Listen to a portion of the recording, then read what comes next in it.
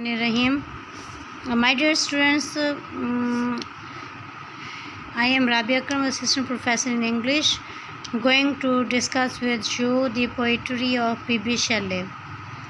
तो इससे पहले हमने जो पोइट्स पढ़े हैं वह विलियम वर्ड्सवर्थ और एस.टी. कॉलरिज, और today I am going to discuss with you the personality of Shelley and the poetry of Shelley. तो हर पोइट की अपनी अलग फ़िलासफ़ी होती है और जो दूसरे पोइट से डिफरेंट होती है.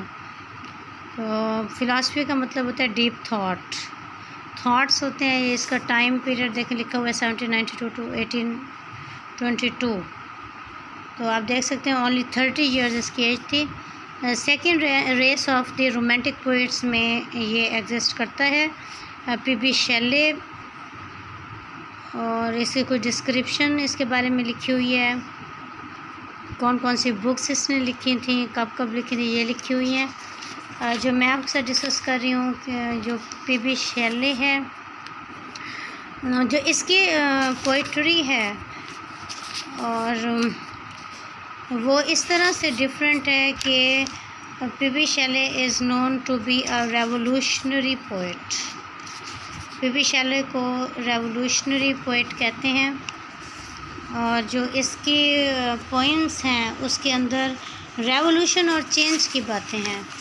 और इसने अपनी पोइट्री के ज़रिए से क्रूअल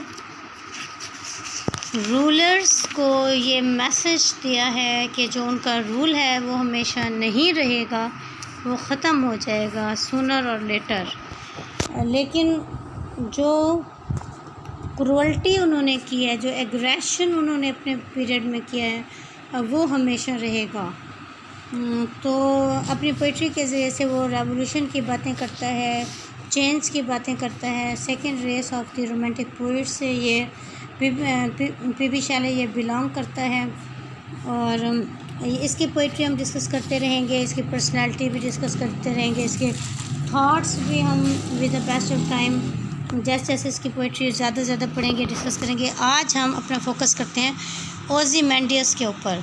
या फर्स्ट ईयर में भी पढ़ चुकी हैं और थर्ड ईयर में, फोर्थ ईयर में अगेन ये पोइम आपके सिलेबस में इंक्लूड की गई है. ओज़िमेंडियस बहुत शॉर्ट ब्रीफ पोइम है और इस शॉर्ट पोइम के अंदर इसने एक लॉन्ग मैसेज दिया है और स्ट्रॉन्ग मैसेज दिया है. तो ये एक बादशाह है ओज़िमेंडियस, उसकी स्टोरी इसमें पोइम की शक्ल में बयान की गई है. I met a traveller from an antique land. Antique land मतलब मिस्र. एक एंटीक लैंड, ओल्ड लैंड से मैं एक ट्रैवलर से मिला. Who said two vast and trunkless legs of stone stand in the desert. जिसने कहा कि दो वास्ट एंड ट्रंकलेस लेग्स, ऐसी टांगें जिसका ट्रंक नहीं है, हेड नहीं है, वो स्टोन में खड़ा हुआ था डेजर्ट में. Near them on the sand half sunk a shattered visage lies. तो उनके करीब आधा डूबा हुआ स्टैचू पड़ा हुआ था. Whose frown and wrinkled lip, जिसके चेहरे के ऊपर फ्राउन होता है, तैवरी चढ़ाने यानी गुस्से से जैसे माथे के ऊपर बल आ जाता है. और रिंकल लिप्स के ऊपर जो रिंकल पड़ जाते हैं. And snare of cold command, और जो कोल्ड कमांड, जो सख्त वो हुक्म दिया उसने, उसका जो स्नेयर है, उसके जो एक्सप्रेशंस हैं उसके चेहरे के ऊपर हैं. Tell that it's sculptor well of those passions red. तो यहाँ से पता चलता है कि जो उसका स्कल्प्टर है, जिसने वो मुजस्समा बनाया है, उसने बहुत अच्छे तरीके से पैशन को भी फेस के ऊपर ज़ाहिर किया है.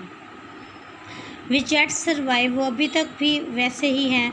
Stamped on these lifeless things, और ये बेजान चीज़ों के ऊपर ये हमें ज़ाहिर हो रहे हैं, फीलिंग ज़ाहिर हो रही हैं. The hand that mocked them and the heart that fed. जिस हैंड ने उनको बनाया और जो दिल जिसने उस तस्वीर को बनाया, मुजस्मे को बनाया, उसे ये सारी चीज़ें भी दिखाई. And on the pedestal these words appear, और पेडिस्टल जो उसके साथ एक पेडिस्टल रखा हुआ था, कतवा पड़ा हुआ था, उसके ऊपर ये अल्फाज लिखे हुए थे. My name is Ozymandias king of kings. Look on my works ye might and despair nothing beside remains. मेरा नाम ओज़िमेंडियस है, मैं बादशाहों का बादशाह हूँ। मेरे कामों को देखो कितने आला मैंने काम किए हैं, और लेकिन अफसोस, डेस्पेयर अफसोस, नथिंग बिसाइड रिमेंस कुछ भी बाकी ना रहा। Round the decay of that colossal rack, इस कोलोसल रैक, इस यादगार के अलावा और कुछ नहीं रहा। बाउंडलेस एंड बेयर, जिसकी कोई इंतहा नहीं है ये जगह। The loan and level sand stretch far away, और ये लोन मतलब अलोन, ये जो रेत है अकेली है और दूर दराज तक फैली हुई है। इसके अलावा और कोई चीज़ मेरे पास नहीं है। तो बादशाह होते हैं वो अपनी ज़िंदगी में कभी तन्हा नहीं रहते, और उनके इर्द गिर्द हमेशा पब्लिक होती है, वुज़रा होते हैं, और हमेशा रश होता है। लेकिन देखिए जब उसकी डेथ हो गई है, वो उसका मुजस्मा भी अकेला है और रेत में, सैंड में पड़ा हुआ है, उसके इर्द गिर्द भी कोई नहीं है। और जो कोल्ड कमांड वो देता था लोगों को मारने के और जुल्म करने के, उसके असर आज भी उसके चेहरे के ऊपर है, अगरचे वो ख़ुद दुनिया में नहीं है। तो ये जो रेवोल्यूशन की बातें हैं, इसके लिए पी.बी. शेले का नाम बहुत बड़ा है। P B. Shelley is known to be the poet of change and revolution. इसके ये आप कर लीजिएगा critical appreciation and plus explanation with reference to the context.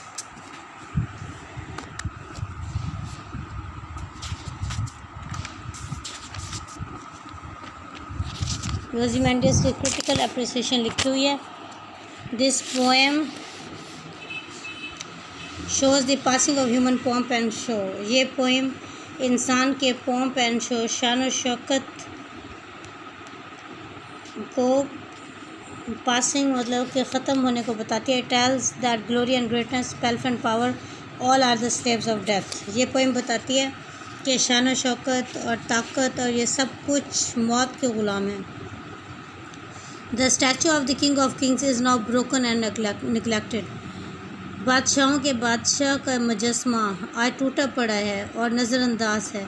But it bears witness to the futile attempt of man to keep alive the memory of his greatness. लेकिन ये इस बात की अलामत है कि उसकी अज़मत की मेमोरी को रखने की एक फ्यूटिल अटैम्प्ट की गई है, बेकार कोशिश की गई है। He forgets that the hammers of the builder are always succeeded by hammers of decay and destruction. तो यहाँ से भी पता चलता है कि जो इमारत तामीर करता है उसका जो हैमर होता है, हथौड़ा होता है, उसके बाद डिस्ट्रक्शन और डिके का हैमर आता है।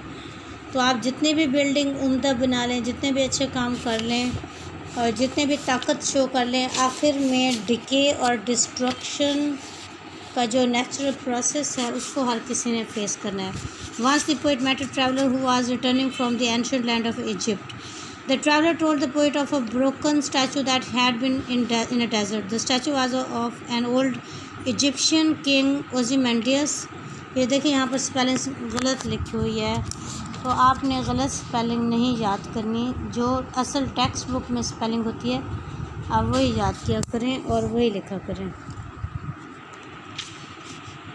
It was now in a dilapidated condition. Only the big and trunkless legs of the statue were standing. The head was broken and was lying near, half sunk in sad. The sculptor had very successfully showed the haughty looks of the king. तो मुजस्समा साज ने बादशाह के मुतकब्बिराना looks को बहुत अच्छे तरीके से दिखाया है। On the pedestal was an inscription that showed his pride and vanity. तो पेडिस्टल के ऊपर जो कुछ इंस्क्राइब था, लिखा हुआ था, उससे उसका गरूर और तकब्बुर, प्राइड एंड वैनिटी, गरूर और तकब्बुर ज़ाहिर होता है। But the head of the king that used to wear a crown was now lying alone. लेकिन वो सर जो कभी तख्त पहना करता था आज वो अकेला पड़ा हुआ है। There could be seen nothing around it except the vast desert, और वास्ट फैला हुआ डेजर्ट, सहरा, फैला हुआ सहरा के अलावा और कुछ नहीं था। The poem shows Shelley's concern and हेटेड of the for the despots. तो पोएम में शैले की हुक्मरानों से नफरत को जाहिर किया गया। Shelley was a great revolutionary poet.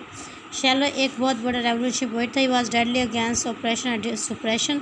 वो जुल्म के बहुत ज़्यादा खिलाफ था। He wanted to break all chains of social and political slavery so that man might regain his natural grace and dignity.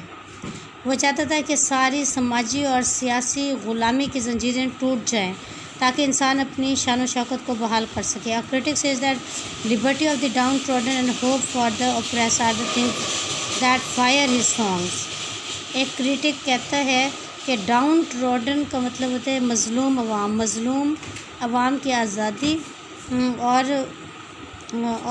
और मज़लूम लोगों के लिए अच्छे दिनों की उम्मीद, यही उसकी शायरी के फायर है, आग है, मतलब कि जिस वजह से वो उसने शायरी की है। चलिए इसके साथ ही आज का लेक्चर ख़त्म होता है। इस पोएम के क्रिटिकल एप्रिसिएशन बहुत अच्छी तरह से आप याद कर लीजिएगा। इसके साथ ही इंशाल्लाह हम अगले लेक्चर में मिलेंगे। जो भी आपके क्वेश्चंस हों आप व्हाट्सएप ग्रुप के ऊपर मुझे बता दिया करें। कोई भी चीज़ अगर आपने पूछनी आपको समझ नहीं आती, क्लियर नहीं होती, आप मुझे बता दिया करें, पूछ लिया करें, डिस्कस कर लिया करें ताकि मज़ीद मैं आपको एक्सप्लेन कर सकूँ। अल्लाह हाफ़िज़ एंड गुड बाय।